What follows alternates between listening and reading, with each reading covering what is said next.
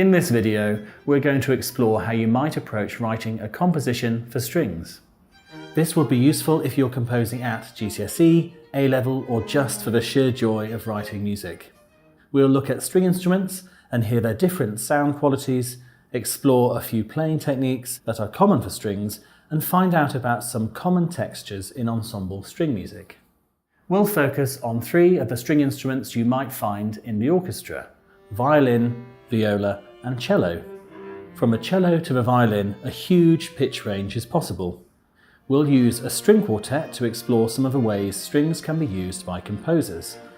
The usual string quartet lineup is 2 violins, viola, and cello. Let's first hear the violin, the highest of the bowed string instruments.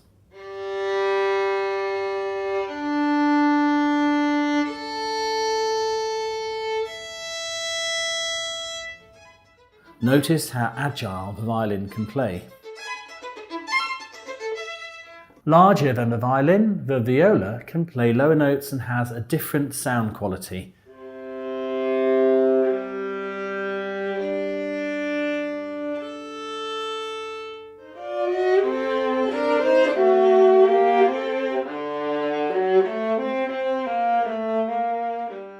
The violoncello, often abbreviated to cello, is the lowest string instrument before we reach the double bass, and in the string quartet it is the lowest member.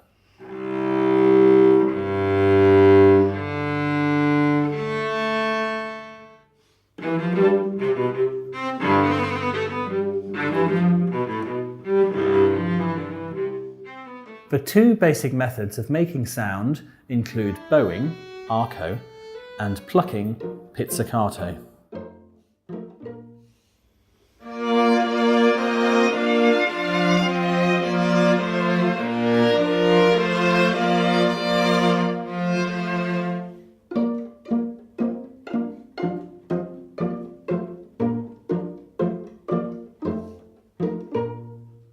If you're including a combination of arco and pizzicato in your composition, make sure you give the player enough time to switch between bowing and plucking. If you're unsure, it's always best to check with a string player that what you've written is playable.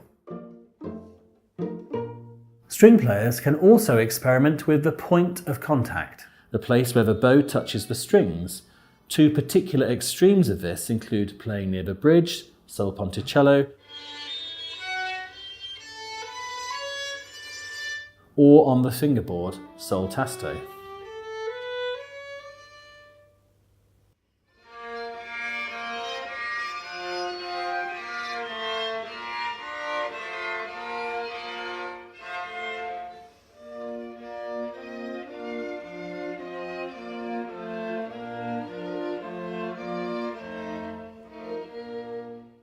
The bow presents some exciting opportunities too, including the rapid alternation to create tremolo,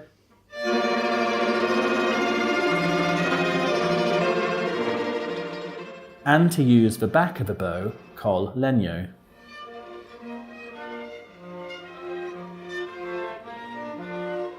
Notice how col legno can make the pitch less clear, and so using this needs to be considered carefully. Col legno was most famously used in the opening of Mars from Holst's The Planets. This mechanical, percussive sound helps capture the intensity of the opening of Mars, very much suited to the bringer of war.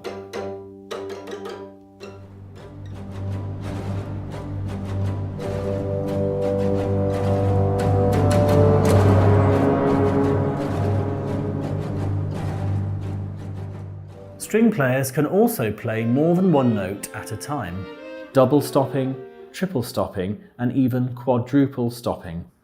This needs careful consideration when writing, as not all combinations of notes are easy or even possible to double stop, but many possibilities exist.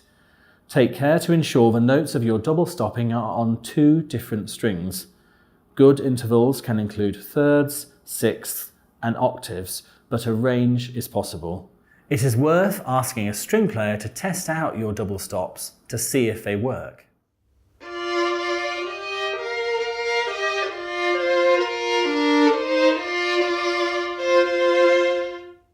Most excitingly, all these playing techniques can be used in combination, so you can consider imaginative ways to combine some of these to make interesting sonorities.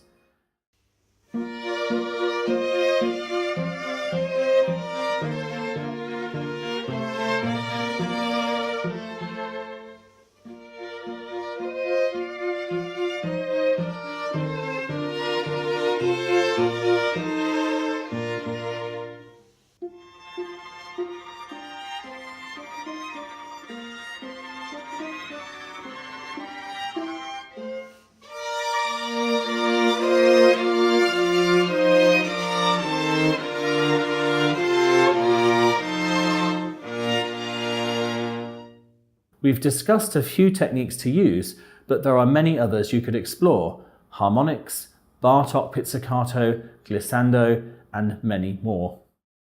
Be careful not to overload your composition with too many different techniques. Always be mindful of the style, character, and mood you are trying to create. Less is always more. When we start to combine string instruments, we can consider their roles. There is considerable potential in how the ensemble can be used to create a huge variety of atmospheres, characters, and moods. Let's look at some typical string quartet textures. You've already heard a homophonic texture when the quartet played the Ode to Joy by Beethoven. That is, the instrumental lines moving at the same time in a chordal way rather than interweaving melodic lines. The most prominent texture we hear in 18th century music, and a great deal of music after, is melody and accompaniment. The melody often is found in the higher parts in composers such as Mozart and Haydn. In melody and accompaniment, one instrument has the melody and the other instruments play an accompaniment, which can take the form of patterns that emphasize the notes of the chords.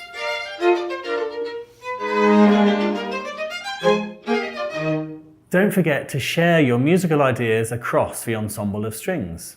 In earlier string quartets, like the example we just heard, the first violin had much of a work, but we can be more democratic and give other members of the quartet the melodic line, creating a polyphonic texture. A fugue is a great example of a polyphonic texture, where all players share the musical material.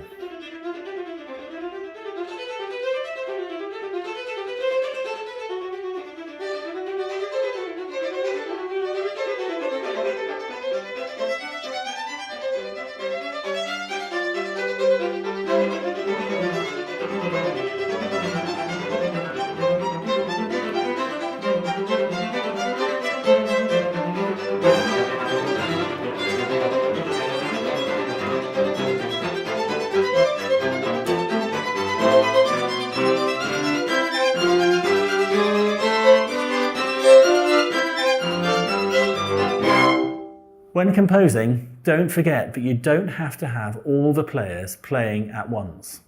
Bartók's first string quartet starts with a duet between the two violins.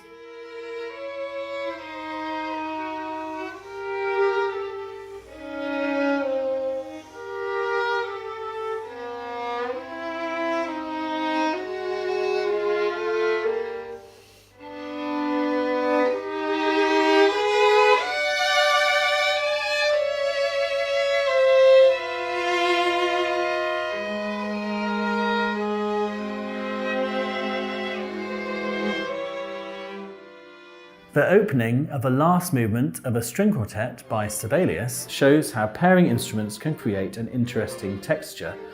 Notice how the pair of violins at the start is answered by the cello and viola.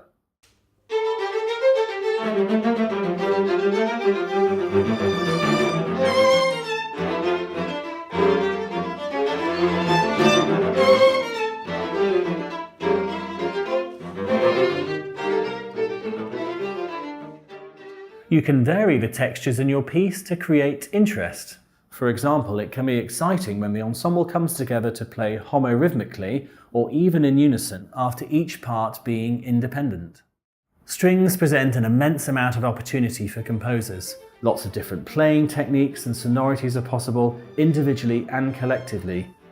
When composing for strings, Particularly if you're creating coursework for an examination, consider how you can embrace these different sonorities and make use of them in your piece.